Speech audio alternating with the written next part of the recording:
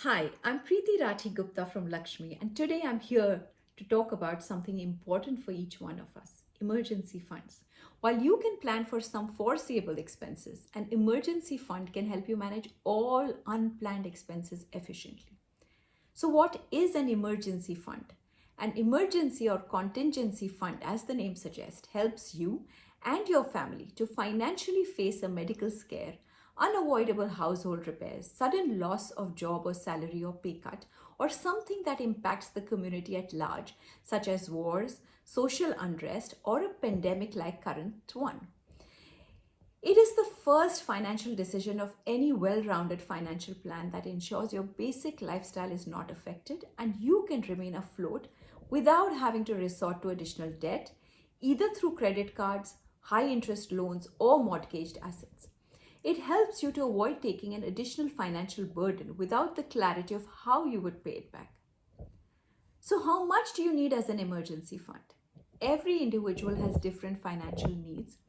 Each individual has a unique combination of lifestyle, dependence, income, and unavoidable expenses. Hence, the figure will be different for all of us.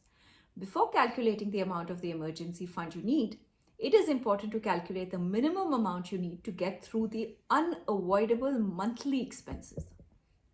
Your essential expenses are expenses that are required for day to day functioning. These would include fixed expenses like rent or maintenance, mortgage payments, insurance premiums, other loans, school fees, etc. And variable expenses, groceries, medicines, electricity, gas, phone bills, internet, and other incidentals. Include all such expenses that you consider essential when arriving at a number. Once you know your monthly expense, try to create a cash fund that helps you survive at least 6 months without any income. To simply put it in numbers, say for example, your monthly living expenses amount to 40,000. Your emergency fund should be 2.4 lakh or even more. Remember, this number depends on your family situation. An emergency fund of a young and single person will look a lot different from that of a single income family with two school going children. How can you build an emergency fund? Once you decide the amount that works best for you, stagger your goals into smaller, palatable monthly deposits. This puts you in the habit of saving and makes the task a lot less daunting. This should be parked with the principle of out of sight, out of mind. This way, you are unlikely to get tempted to spend that money. But where should you keep these funds?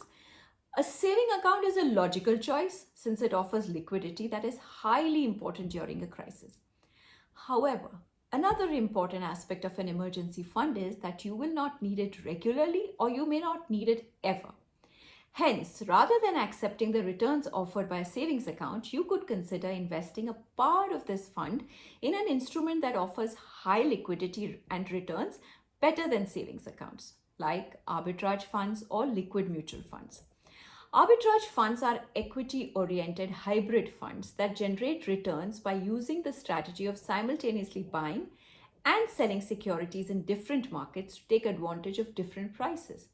They capitalize on price differences between two exchanges or between cash and derivative market for a share. Instead of a regular savings bank account, you may use these funds to park your money to create an emergency fund and earn higher returns on them. Liquid mutual funds offer easy liquidity and better returns than savings accounts while keeping risk minimal. They are nothing but a class of debt funds that invest in debt instruments of less than 91 days maturity. These debt instruments are high rated paper and are not affected by interest rates. Hence, they earn decent returns without being volatile. You can try the 10-90 method for deploying your emergency fund. Keep 10% of your money in your bank account securely. The balance 90% of the funds in ultra short-term investment tools like arbitrage funds and liquid mutual funds. To sum up, an emergency fund can make a world of a difference in times of a crisis and prepares you against financial setbacks. Remember, like any other financial goal, your need for an emergency fund is going to be dynamic. This means if you add a family member or upgrade your lifestyle, your emergency fund needs to reflect the proportionate changes in expenses. And finally, use the money judiciously. only when you really need it. This is the fund that is going to give you a peaceful night's sleep. If you have liked this video, share it with your friends and family. And if you're looking for more such financial information, subscribe to the Lxme channel.